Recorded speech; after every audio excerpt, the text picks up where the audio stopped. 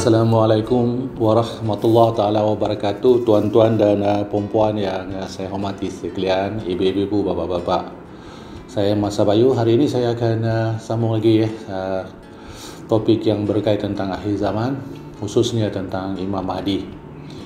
Sebagaimana yang telah pun dijelaskan dalam video-video yang sebelum ini, saya lebih menjurus kepada persoalan-persoalan ataupun pertanyaan-pertanyaan daripada tuan-tuan dan puan-puan. Saya akan cuba menjawab satu persatu dalam setiap ruang yang saya, alhamdulillah saya miliki. Jadi hari ini saya nak ambil lagi satu soalan daripada seseorang yang bertanya kepada saya tentang persoalan Imam Mahdi juga, iaitu apakah sebenarnya yang menjadi suatu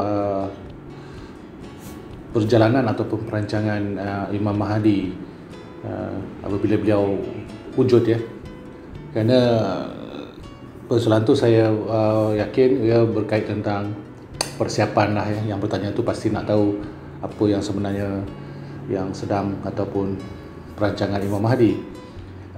Jadi dengan cara itu mungkin beliau ingin menyediakan dirinya untuk menjadi salah seorang yang dapat bersama-sama dalam perjuangan Imam Mahdi. Tuan-tuan dan puan-puan, ada 4 perkara yang akan direncanakan oleh Imam Mahdi di dalam persoalan-persoalan yang berkait tentang perjalanan dan juga pelaksanaan yang akan beliau lakukan. Jadi perkara yang pertama adalah untuk mengembalikan manusia kepada satu perkara yang telah menjadi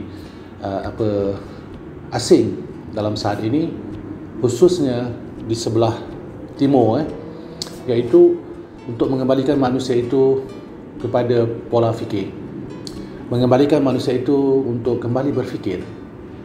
Jadi ini adalah perancangan pertama yang akan dilakukan oleh Imam Mahdi sebenarnya, iaitu untuk mengajak manusia kembali berfikir. Kerana hari ini yang berlaku dalam situasi hari ini adalah situasi dominan, yang mana telah wujudnya doktrin-doktrin ataupun telah wujudnya satu kelompok-kelompok yang akan menguasai pola fikir masyarakat. Jadi semua bentuk pola pemikiran ataupun apa juga cara-cara pelaksanaan akan ditentukan oleh kelompok ini, ataupun dalam arti kata kelompok yang dominan. Kemudian daripada kelompok yang dominan ini ada ketua-ketuanya, ada satu majlis ataupun satu urustil yang akan memberikan input-input kepada ketua untuk diaplikasikan kepada masyarakat yang di bawah dominan mereka. Maka di sini pola fikir menjadi satu perkara yang sangat asing dalam masyarakat. Berfikir adalah sesuatu yang akan dibawa oleh Imam Mahdi, namun pola fikir yang saya masukkan di sini yang dibawa Imam Mahdi itu sentiasa berteraskan kepada pola fikir Rasulullah SAW.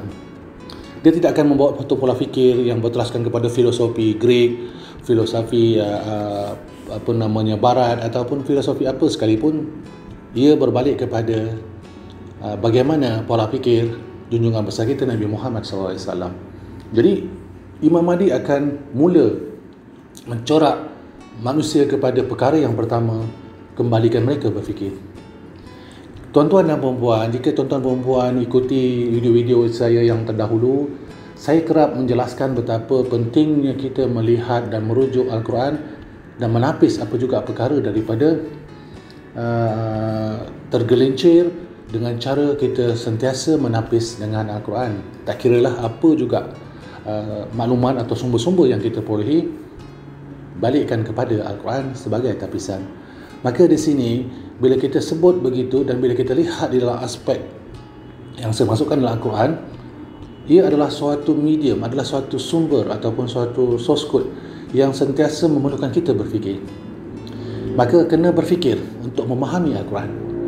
Kerana Al-Quran bukan sekadar kita baca dan kita ikut tanpa kita memahami atau memikirkan apakah maksud yang ingin disampaikan ataupun apakah perkara yang ingin kita maklumkan pada diri kita daripada setiap pembacaan kita ataupun rujukan kita pada Al-Quran. Al-Quran kena berfikir, tuan-tuan dan puan-puan. Maka berbalik kepada kisah Imam Mahdi, beliau ingin mengembalikan ya, rujukan khusus, iaitu rujukan mutlak Al-Quran kepada masyarakat. Jadi apa yang beliau lakukan? Pertama, kalau sekadar untuk merujuk Al-Quran tanpa mempunyai posisi berfikir, pola fikir, maka ia hanyalah sebagai satu bacaan yang tidak akan ada pemahaman yang jelas untuk pelaksanaan. Maka perkara yang pertama akan dilakukan oleh Imam Mahdi adalah sentiasa memastikan masyarakat akan sentiasa menjadi mereka yang mahu berfikir, sentiasa berfikir atas setiap perkara, dan cara berfikir itu telah dipandukan pula dengan pola fikir yang dibawa oleh baginda Rasulullah SAW, iaitu sunnah beliau. Berfikir ada caranya. Maka perkara pertama yang akan dilakukan oleh Imam Mahdi adalah untuk memastikan masyarakat kita akan kembali berfikir. Masyarakat di zaman itu atau zaman di mana beliau wujud adalah masyarakat pemikir.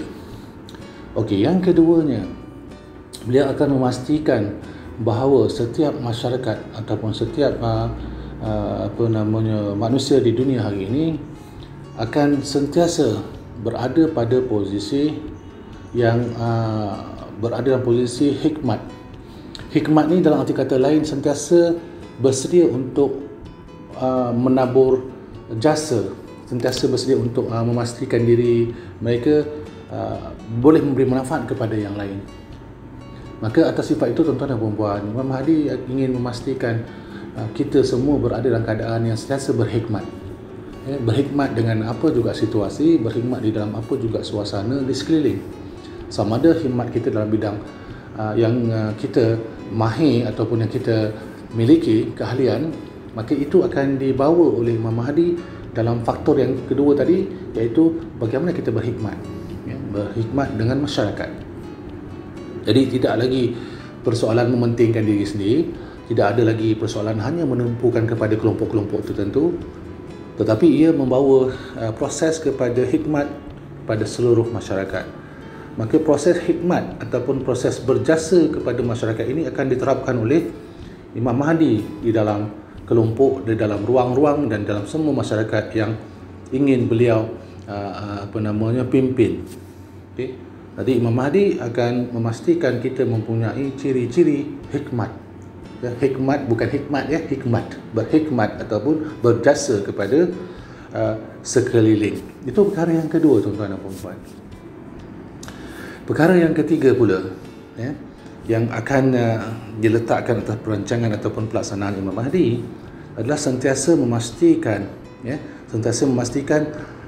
tidak ada kelompok-kelompok yang terpinggir. Dalam arti kata lain, berbalik kepada soal ekonomi, beliau akan memastikan bahawa semua kelompok ataupun semua pihak, tidak kira latar belakang dia, tidak kira faktor kepercayaan dia ataupun bangsa, beliau akan pastikan semua mendapat bahagian ni. Maka itu dari segi bahagian ekonomi itu, beliau akan bangunkan sistem, dia akan jalankan satu kaedah yang mana akan memenuhi keperluan seluruh masyarakat dunia. Maka tuan-tuan dan puan-puan, persoalan ekonomi akan menjadi perkara yang sangat penting kepada perancangan Imam Mahdi. Beliau akan membuka satu lagi pola ataupun satu lagi sistem ekonomi, yang mana dengan sistem ekonomi ini nanti akan membawa manusia kepada suatu dimensi yang lebih luas. Kerana kebergantungan manusia hari ini kepada ekonomi sedia ada telah menyebabkan perpecahan dan telah menyebabkan suatu pertentangan di antara satu sama lain. Maka Imam Mahdi akan melakukan satu perencanaan ekonomi. Tuan-tuan dan puan-puan, apabila kita berada dalam status apa sekalipun, keupayaan ekonomi menjadi sebagai satu teras. Ya. Jadi bila kita tidak mempunyai kekuatan ekonomi, kita tidak mempunyai satu sistem ekonomi yang memberi keadilan kepada semua, maka kita akan menimbulkan situasi yang tidak senang, situasi yang tidak puas, yang tidak selesa ataupun yang tidak harmoni di antara masyarakat. Maka perkara yang ketiga, Imam Mahdi akan merancang satu pembangunan ekonomi. Dia akan membangunkan satu sistem ekonomi yang akan memberi pulangan kepada semua secara sama rata berdasarkan usaha masing-masing, manjada wajada. Jadi tuan-tuan dan puan-puan, di mana juga tempat-tempat atau mereka-mereka yang ingin melakukan pembaharuan ekonomi, maka kita kena sokonglah, ya. Dan sokong itu kerana apa juga yang berbalik kepada ekonomi yang akan memberi pulangan secara menyeluruh, universal. Maka di situ ada ciri-ciri yang membawa kita kepada Imam Mahdi. Bukan satu skop ekonomi yang hanya menjurus kepada satu kelompok saja. Ya, kerana Imam Mahdi adalah ekonomi universal. Kalau kita dengar ada satu kelompok kata, oh ini ekonomi untuk orang-orang ini tertentu saja. Contoh yang saya masukkan ini, oh ini untuk kelompok orang Islam saja. Itu tidak menepati keseluruhan sepenuhnya ciri-ciri Imam Mahdi dalam aspek ekonomi yang memberi kemakmuran kepada seluruh masyarakat dunia. Okey, yang keempat tuan-tuan dan puan-puan adalah perkara yang sangat-sangat jelas berlaku di sekeliling kita, tetapi ianya tidak kita laraskan dengan satu ketetapan yang khusus. Apakah dia? Iaitu perancangan yang keempat yang akan dilakukan oleh Imam Mahdi adalah memastikan wujudnya dari segi aspek yang dikatakan keadilan ataupun sama rata di dalam aspek-aspek kehidupan. Dalam arti kata lain, ia akan memastikan setiap seseorang itu mendapat keadilan dalam apa juga perkara. Sama dalam aspek yang dia nak lakukan dalam hidup dia, contoh dalam aspek kepercayaan dia, dalam aspek ekonomi dia, dalam aspek sosial kehidupan dia, kebudayaan dan sebagainya. Imam Mahdi akan memastikan masing-masing boleh memilih apa juga yang mereka pilih, tetapi hakikatnya beliau tetap membawa tauhid kepada Allah.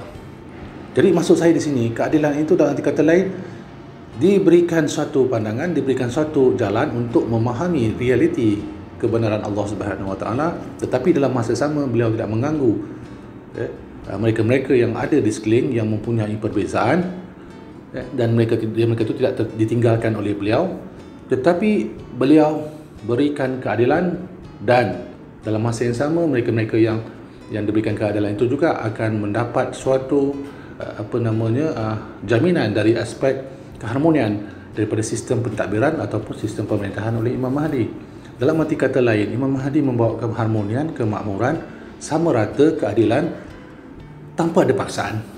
Bila ada saja sistem-sistem yang mana kita kata oh ini membawa kebenaran, membawa kebaikan kepada perjalanan, itu kebenaran Allah dan yang lain-lain, yakni apa juga yang telah Allah letakkan dalam hukum dia, tetapi dengan paksaan, maka itu bukan dengan cara yang dibawa oleh Imam Mahdi, tuan-tuan dan puan-puan. Maka proses keadilan, kesamarataan itu bukan bererti kita bebas memilih dan kita tidak bertanggungjawab atas pilihan kita. Tetap kita bertanggungjawab atas pilihan kita, tetapi tidak ada paksaan di dalam menerima kebenaran. Maka Imam Mahdi, keadilan itu tidak ada paksaan, tuan-tuan dan puan-puan. Buat yang baik, dia dapat yang baik. Buat yang jahat, dia dapat yang jahat akhirnya. Maka di sini peranan ataupun perancangan Imam Mahdi adalah untuk menunjukkan, membuktikan betapa Allah itu maha adil. Tetapi ingat katanya, apa juga pilihan yang kamu lakukan, pastikan pilihan yang membawa kepada keharmonian. Walau tak pilih sekalipun ke jalan yang dibawa oleh Imam Mahdi, tetap Imam Mahdi tak menghukum mereka, tetapi menasihati mereka dengan cara memberitahu kebenaran dan tidak ada paksaan. Jadi untuk itu tuan-tuan dan puan-puan, 4 perkara ini kita akan alami di dalam status sekeliling. Kerana perkara yang keempat ini tidak kita lihat dengan jelas pada hari ini, kerana kebanyakan tempat dan kebanyakan situasi kita melihat lebih kepada memaksa, lebih kepada meletakkan satu hukuman jika seseorang ataupun sesebuah kelompok tidak memiliki persamaan atau memiliki kepercayaan yang berteraskan kepada kelompok yang dominan, maka kelompok itu akan disisihkan, bahkan dihukum dan sebagainya.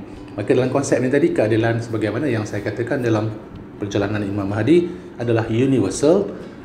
Keadilan yang sebagainya turunnya hujan yang memberikan kemakmuran di bawah seluruh muka bumi, tidak mengira di mana tempatnya, lokasinya, masyarakat apa atau kepercayaan apa yang ada di bawah itu, atau manusia yang ditimpa hujan. tetap menerima hujan yang sama.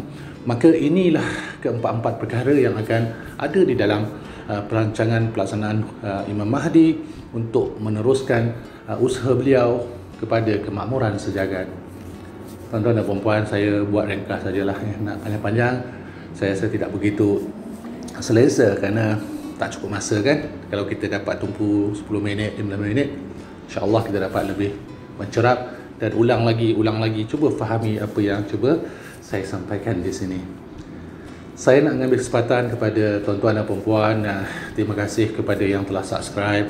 Jadi channel Masa Bayu telah pun mencapai 1000 lebih subscriber. Jadi daripada sini saya telah pun diberikan satu informasi oleh YouTube bahawa saya telah boleh mendapatkan penghasilan sedikitlah daripada setiap YouTube saya ini.